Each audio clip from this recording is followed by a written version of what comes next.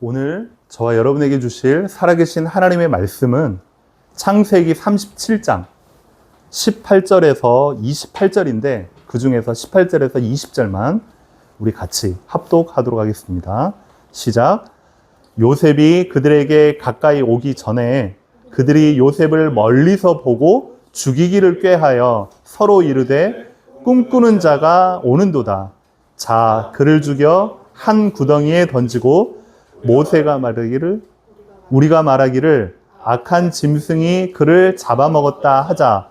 그의 꿈이 어떻게 되는지를 우리가 볼 것이니라 하는지라. 아멘. 지난주부터 우리는 지금 7월 한 달 동안 꿈꾸는 자가 오는도다라는 주제로 말씀을 지금 나누고 있습니다. 성경의 많은 인물들 중에 각각의 인물들의 특징을 딱 나타낸, 특히 이제 요셉을 우리가 생각을 하면 대표적인 게 꿈이잖아요. 모세를 생각하면 이제 어릴 때의 왕자로, 그리고 나중에 홍해 지도자, 이게 제일 먼저 떠오르잖아요. 그런 것처럼 형들과 부모님과 그리고 나중에 간수와 감옥 속에서 많은 사람들이 요셉 하면 떠올랐던 것이 꿈이었습니다. 근데 많은 사람들이 실제로 나름의 꿈을 꾸고 살아가고 그리고 그 꿈을 이루기 위해서 살아갑니다. 그렇죠? 저도 마찬가지고 여러분들도 마찬가지고 크건 작건 상관이 없어요. 나름대로의 꿈을 가지고 그 꿈을 위해서 무엇인가 노력하며 살아가는 거죠. 그런데 엄밀히 말해서 그 꿈이라는 걸 다른 말로 해석을 해보면 내 욕심 그리고 내 욕망이라고 말을 할 수 있습니다. 그렇죠? 엄밀히 말하면 꿈, 그러면 내가 뭔가 이루고자 하는 것, 내가 뭔가 소유하고 갖고 싶은 그것, 그걸 이제 꿈이라고 대체해서 사람들은 말을 한단 말이죠. 자, 우리는요, 내 욕심, 내가 소유하고 갖고 싶은 무언가, 그것이 아니고 하나님께서 주시는 꿈, 그 꿈을 발견하고 발견했다면 그것을 가꾸어 나가는 삶이 저와 여러분의 삶인 줄로 믿습니다. 그래서 하나님께서 주시는 꿈, 하나님께서 심어주신 그 꿈을 이루기 위해서 거쳐야 되는 몇 가지 전제가 있어요. 세상 사람들은 나름의 자신의 능력과 노력과 최선을 다해서 그렇게 아둥바둥 살아가면서 그 꿈을 쥐었을 때에 이렇게 살아가지만 우리는요, 하나님의 꿈을 소망하고 그 꿈을 위해서 하루하루 살아간단 말이죠. 근데 몇 가지 전제. 첫 번째는 그 거쳐야 할 전제가 하나님의 꿈을 품잖아요.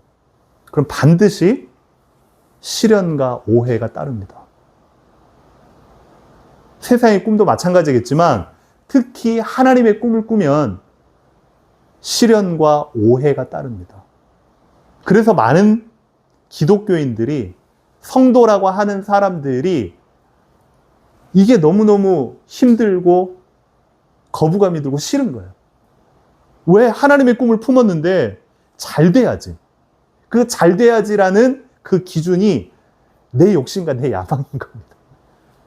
그런데요, 하나님께서 심어주신 그 꿈을 품으면 반드시 과정 속에서, 결과가 아닙니다. 과정 속에서 시련과 오해가 따른다. 그래서요, 형들이 요셉을 구덩이에 던졌어요. 그런데 하나님께서 요셉에게 주신 그 꿈을 막지는 못했어요. 형들의 생각은 재수없고 너무 기분 나쁘니까 구덩이에 던져서 죽이려고 한 거잖아요. 그런데 구덩이에 던졌지만 물이 없었고 거기에서 다시금 살아나왔단 말이죠.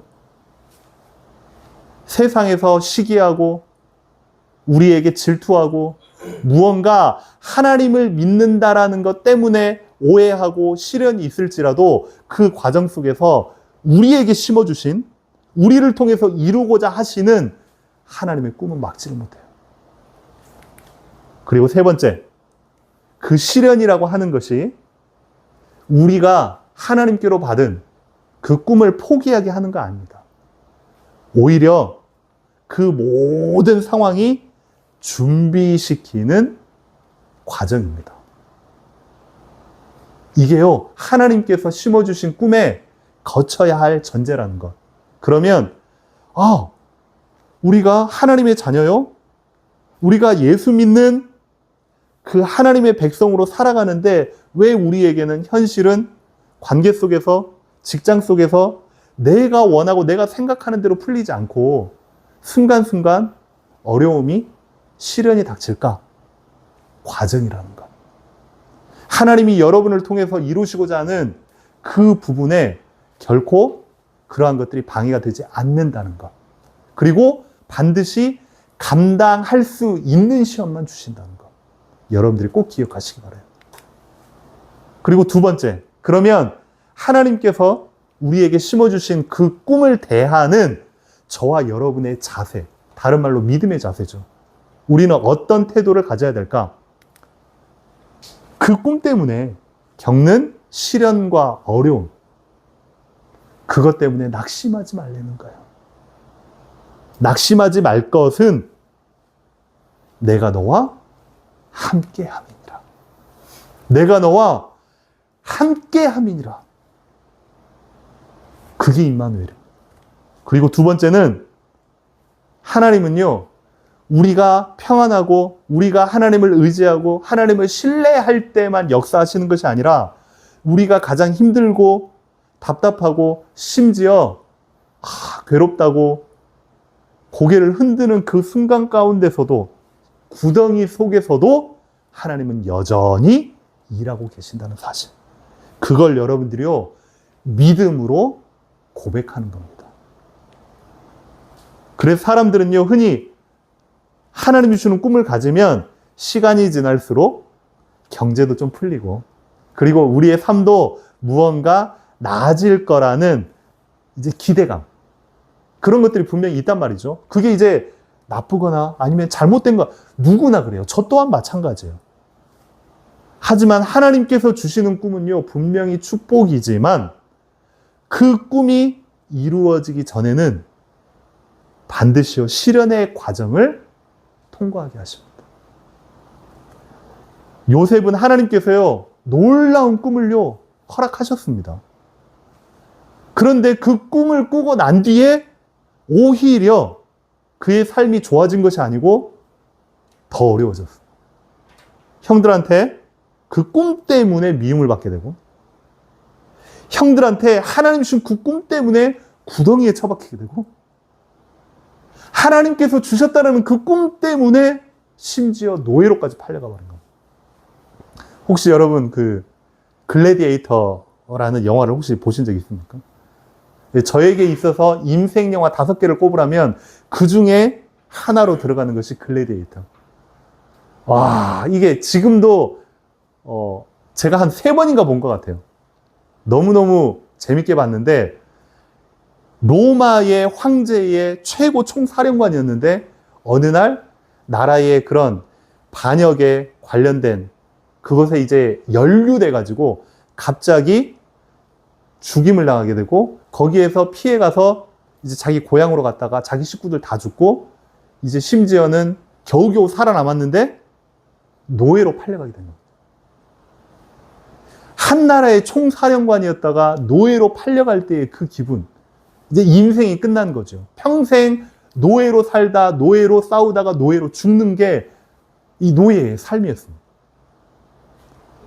그 요셉도 마찬가지로 그렇게 비참한, 꿈이라는 게 어딨어. 하나님께서 꿈을 꾸게 하셨다라고 하는데 자기의 인생은 죽을 때까지 노예로 살아야 되는 그런 굴레 속의 운명 속에요, 딱 놓이게 된 겁니다. 이런 엄청난 비극 속에서 하나님이 요셉에게 어떤 인도하심과 어떤 계획하심과 어떤 고난의 역경을 지나서 하나님의 계획을 이루시는지, 그걸 우리가요, 이미 알고 있지만 오늘 말씀을 통해서요, 여러분의 삶과 대입해서 확인해 보는 시간을 갖도록 하겠습니다. 그러면 자, 오늘 말씀을 통해서 우리가 세 가지만 잘 살펴보도록 하겠습니다. 첫 번째는 하나님의 꿈이라고 하는 것. 그 꿈은 때로는요, 사람들의 오해와 미움을 받게 돼 있어요. 요셉은요, 특별하게 잘못한 게 없었어요. 그 말했다고 막 죽일 정도로 잘못한 건 아니잖아. 그 말했다고 노예로 팔아먹을 정도로 그렇게 잘못한 건 아니잖아, 솔직히. 근데 아버지의 심부름을 받고 이제 형들을 찾아갔을 뿐이에요. 하지만 형들은 그 말이 계속 귀에 걸리고, 저것 봐라, 동생이 말이야. 우리의 왕이 되겠다고 말이야. 우리가 너한테 절한단 말이야. 여기에 사로잡혀가지고 그냥 마음속에 그냥 미운 거지. 그냥 짜증난 거고 그냥 못된 동생인 거야. 그러니까 그 형들이 요셉을 보자마자 바로 죽일 생각으로 가득 찬 겁니다. 그래서 오늘 본문에 보니까 요셉이 그들에게 가까이 오기 전에 이제 멀리서 본 겁니다. 요셉이 오네? 라고 생각 속에 죽이기를 계획하여 라고 나와 있습니다. 서로 이르되 꿈쟁이 온다, 꿈쟁이, 꿈꾸는 자가 오는도다, 이렇게 이제 표현을 한 겁니다. 그러면서 20절에는요 더 적나라하게, 자, 오기 전에 이리 모여봐 라고 하면서 형들이 죽여가지고 구덩이에 집어넣어서 나중에는 아버지한테 이제 집에 저녁에 돌아가면 말을 해야 될 거 아니에요. 짐승한테 물려주겠다. 그래서 잡아먹혔다. 이렇게 우리가 얘기하자. 그러면 자기가 우리한테 얘기했던 그 꿈이 다 개꿈 아니냐. 어떻게 되는지 우리가 한번 지켜보자. 형들이 정말 악하죠. 그런데 잘 보면요, 이 형들의 시선과 요셉이 마음에 담았던 건요 완전 달랐어요. 형들은 이 요셉을 하나님의 꿈을 가진 자로 본 게 아니고 단지 우리의 왕이요, 그리고 우리가 자기를 섬겨야 되는 그런 기분 나쁜 자로 그렇게 이제 여긴 겁니다. 하나님께서 주신 비전과 사명을 우리가 가지고 살아갈 때도 마찬가지입니다. 때로는요, 우리 주변의 사람들, 그리고 친구들이요, 딱 여러분의 성적만큼 여러분을 평가하고, 여러분의 직급만큼 여러분을 평가하고, 여러분의 나이만큼 여러분을 평가합니다. 그게 세상의 기준. 때로는요, 우리의 마음을 잘 이해하지 못해요. 심지어 가족이나 아니면 가까운 친구조차도 오해할 수가 있어요. 너 교회 다닌다면서, 너 예수 믿는다면서, 너 그렇게 예배하고 기도한다면서 뭐 되는 건 하나도, 이렇게 이제 오해할 수 있단 말이죠. 단지 형들의 생각은요, 요셉의 꿈이 교만하고 건방져, 딱 그 모습으로 그 이상이 보이지가 않는 겁니다. 그러나 중요한 것은요, 사람들의 시선이나 평가가 아니라는 것. 여러분을 보고, 그리고 누군가가 우리 가정을 두고, 그리고 누군가가 여러분의 삶을 두고 이러쿵저러쿵 이야기하는 건요, 그건 딱 사람들의 시선이고 세상의 평가입니다.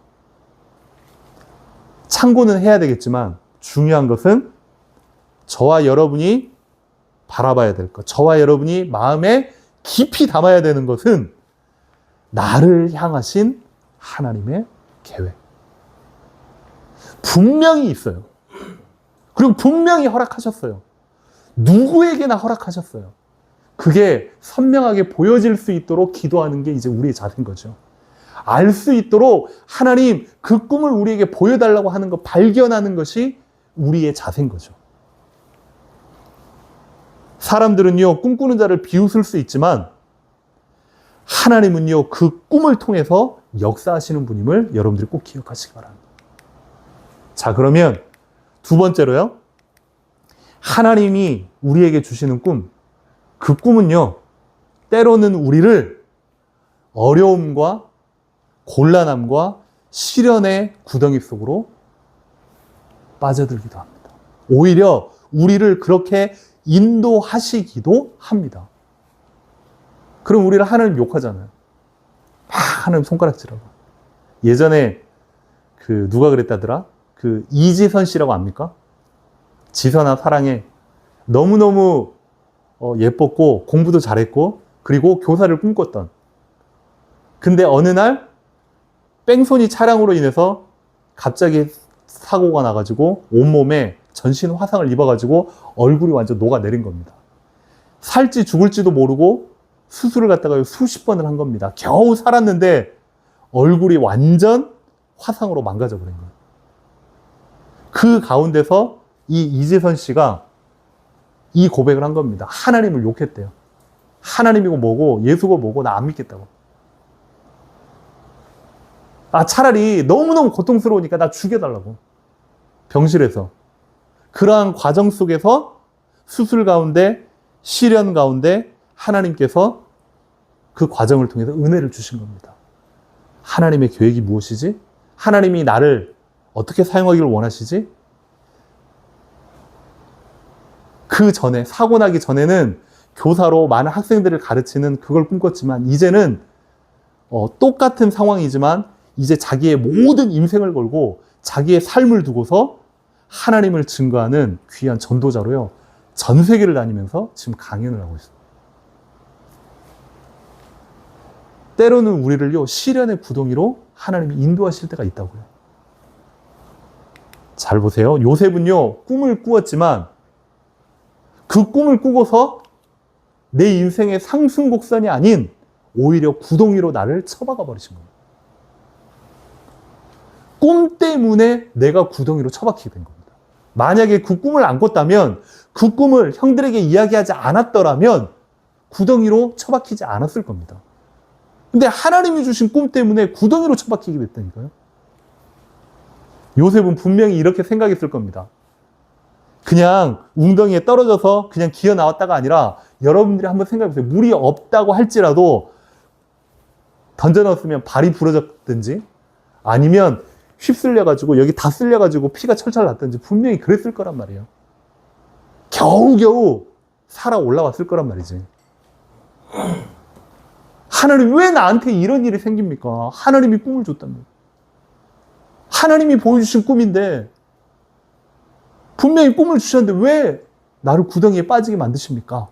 라고 요셉 또한 그렇게 생각했을 거라고 저는 분명히 그렇게 같이 생각합니다. 나만 그랬을까요? 왜냐하면 그 꿈과 실제 당하는 자기의 현실과는 갭이 너무 컸기 때문에 요셉 또한 하나님을 원망을 했을 거라고 저는 생각을 합니다. 하지만 하나님은 그 구덩이에 처박혀 있는 그 순간조차도 하나님은 일하고 계셨어요. 우리는 종종 시련을, 어려움을, 답답함을, 괴로움을 실패라고 생각을 하는데 아닙니다. 하나님께서는 그걸 훈련의 장소라고 여기십니다. 분명히 빠졌는데 형들은 죽을 거라고 던졌는데 하필 수많은 구덩이 중에서 거기만 물이 없다? 희한하죠? 하나님이 그렇게 하신 겁니다. 결국은요, 다시 건져냈잖아요. 하나님은 병원 속에서도, 병실 속에서도 역사하십니다. 하나님은 군대 안에서도 역사하십니다. 하나님은 교도소에서도 역사하십니다. 혹시 여러분 시라손이라고 압니까? 김두한 들어봤어요? 우리나라의 최고의 전설의 주먹. 당시에 김두한 나타났다 그러면 서울에 있는 종로, 그 종로 바닥이요 조용했대요. 그 정도로 가장 싸움을 잘했던 김두한인데 유일하게 김두한이 형님으로 모셨던 사람이 시라손이에요. 그만큼 싸움을 잘했고 그만큼 실력이 있었던 깡패였지.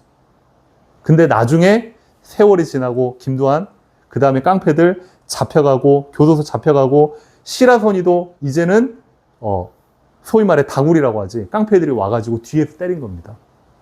그런데 뒤늦게 자기 와이프의 권유로 인해서 신앙을 갖게 되고 교회를 나가게 된 거예요.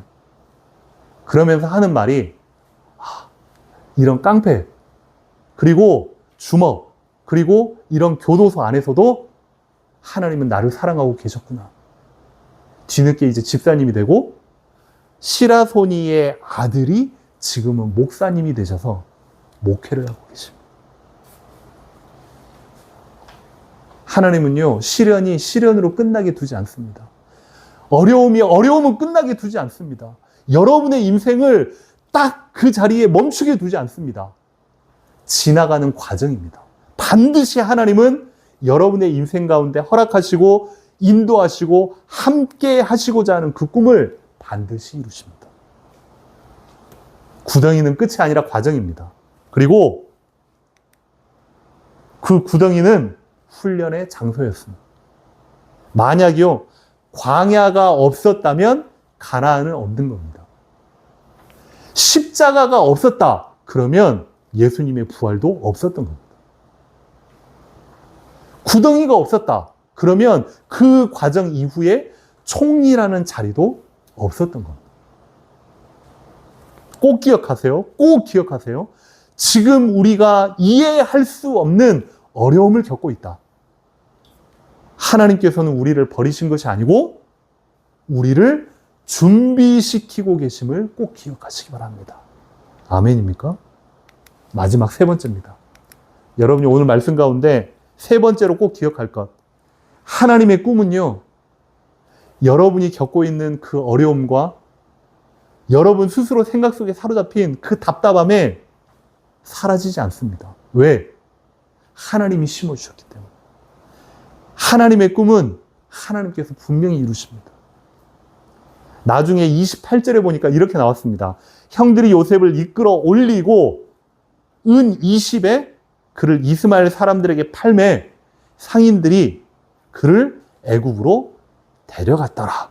이렇게 나왔습니다. 형들의 눈에는요, 요셉의 인생이 이제는 끝이구나 라고 생각을 했을 겁니다.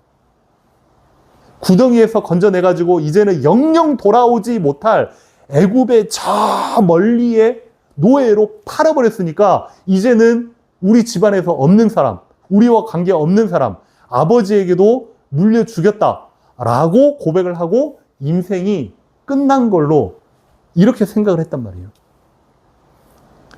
요셉 자신에게도 그렇게 느꼈을 겁니다. 형들뿐만 아니고 본인 스스로도 내 인생은 끝났구나 이렇게 느꼈을 거란 말이에요. 친척도 없고 친구도 없고 가족도 없고 자기를 이해해 줄 사람이 아무도 없는, 말도 통하지 않는 외국으로 팔려버렸단 말이에요. 거기에서 하는 일이 뭐냐면 자유도 없고 시키는 것만 하고 말 안 들으면 그냥 죽일 수 있는 노예로 팔려갔던, 내 인생은 끝났구나라고 생각을 했을 거란 말이에요. 하지만 사실은 하나님의 계획이 시작되고 있었어요. 그게 하나님의 계획의 시작이었단 말이에요. 하필 팔려나갔던 게 시위대장 보디발 그 집으로 팔려간 겁니다. 하나님이 인도하신 겁니다. 하나님이 그 어려움을 주신 겁니다. 하나님이 그 괴로움을, 감당할 수 있는 괴로움을 요셉에게 허락하신 겁니다. 형들은요, 요셉을 애굽으로 팔았지만 하나님은 요셉을 애굽으로 인도하신 겁니다. 형들은 요셉의 꿈을 없애려고 했지만 하나님은 오히려 그 꿈을 이루는 도구로 삼으신 겁니다. 세상의 시선과 세상의 방법, 하나님의 방법은요, 이렇게도 다릅니다. 하나님의 꿈은요, 사람이나 어떤 환경에 의해서 무너지지 않아요. 하나님께서 하시고자 하는, 우리를 통해서 일하시고자 하는 그건 세상의 시선이나 환경이 무너지지 않아요. 우리 한번 빨간 거 한번 읽어보겠습니다. 시작. 하나님께서 시작하신 일은 하나님께서 반드시 이루신다. 저와 여러분에게 착한 일을 시작하신 이가 그리스도 예수의 날까지 이루실 줄을 내가 확신하노라 라고요, 바울이 고백합니다. 하나님이 시작하시는 일 결코 멈출 수 없습니다. 하나님께서 시작하신 일은 반드시 하나님이 이루어 가십니다. 너무 괴로운데요. 너무 힘든데요. 지금 당장 이걸 넘어가고 싶은데요. 그 시간표가 하나님의 손에 있다는 것. 여러분들이 조금만 인내하시고 그 꿈을 놓치지 말기를 바랍니다. 그래서 훗날 요셉은요, 애굽의 총리가 되었어요. 그리고 그를 미워했던 형들이 결국 그의 앞에 절을 하고 엎드리게 된 겁니다. 17살 때 팔려갔던 요셉, 수십 년이 지난 이후에 어릴 적 하나님께서 주신 꿈이 성취된 순간이 된 겁니다. 요셉이 알았을까요? 몰랐을 거예요. 형들이 알았을까요? 몰랐을 거예요. 그 누가 알았을까요? 몰랐을 거예요. 근데 하나님은 그 모든 것들을 다 계획하고 인도하셨던 거예요. 그 꿈을 이루시는 하나님. 얼마나요? 놀랍습니까? 현실의 어려움이요, 하나님의 꿈을 멈추게 할 수 없어요. 하나님께서 시작하신 일은 반드시 하나님이 이루신다는 것. 그러면 결론적으로 우리가 딱 마음에 담아야 될 게 있습니다. 하나님께서 주시는 꿈은 언제나 실현의 과정을 동반합니다. 꿈을 꾸었다고 곧바로 하나님이 우리를 형통케 하시는 건 아닙니다. 때론 오해를 받기도 하고 구덩이에 빠지기도 하고 노예처럼 팔려가기도 합니다. 하지만 꼭 기억하세요. 구덩이가 끝이 아니라는 걸. 꼭 기억하세요. 노예 생활도 끝이 아니라는 걸. 멈춰 있는 게 아니란 말이에요. 꼭 기억하세요. 억울하고 답답한 현실도 끝이 아니라는 걸. 하나님께서 주신 꿈은 반드시 하나님의 때에 이루어진다는 사실. 이 사실을 여러분들이 꼭 붙잡으세요. 절대 놓치지 마세요. 믿음으로 확신하세요. 힘들수록 여러분들이요, 고백하세요. 답답하거들랑 하나님께 와가지고 울부짖든지 하나님을 욕하시든지 하나님께 집어던지세요. 왜? 하나님이 여러분의 인생을 지금 인도해 가시고 그 안으로 붙들어 놓으셨기 때문에. 요셉의 하나님은요, 오늘도 살아계십니다. 3,500년 전, 4,000년 전에 그 하나님은 지금도 그 능력 그대로 그 계획대로 살아계십니다. 그 요셉의 하나님이 곧 저와 여러분의 하나님이십니다. 그러므로 현실의 어려움과 시련보다 더 크신 하나님을 바라보면서 끝까지 믿음으로 걸어가는 저와 여러분이 되기를 주님의 이름으로 축원합니다. 아멘. 우리 마지막 기도 제목 가지고 예배 마치도록 하겠습니다. 같이 고백합니다. 우리가 꿈꾸는 삶이 혹시 나의 바램과 욕심은 아닌지 하나님의 자녀로 하나님 주신 꿈을 품고 살아가게 하옵소서. 세상의 방법과 사람들의 평가에 우리의 복음적 가치관이 흔들리지 않게 하시고 하나님의 계획하심을 끝까지 신뢰하게 하옵소서. 하나님께서 나에게 심겨주신 꿈은 현실과 환경에 무너지지 않음을 기억하게 하시고 더 크신 하나님을 의지하게 하옵소서. 아멘. 이 시간에 같이 합심해서 말씀 묵상하면서 또 오늘 주신 말씀과 함께 기도 제목 가지고 합심해서 기도하도록 하겠습니다. 하나님께서 우리를 인도하시고 우리에게 허락하시고 우리를 붙들어 가시는 그 꿈, 그 가운데서 시련은, 그리고 어려움은, 그리고 여러 가지 괴로움들은 지나가는 과정임을 우리가 기억하게 하여 주옵소서. 그 속에서도 하나님은 신실하게 일하고 계심을 우리가 놓치지 않게 하여 주시옵소서. 반드시 하나님의 때에 하나님의 시간표에 이루실 줄을 우리가 굳게 믿음으로 붙잡고 나아가게 하여 주시옵소서. 세상보다 더 크신 하나님, 그 하나님이 바로 우리의 하나님이요 나의 하나님이라는 사실을 우리가 붙잡게 하여 주시옵소서. 우리 같이 합심해서 오늘 말씀 붙잡고 기도 제목 붙잡고 기도하도록 하겠습니다. 기도합니다.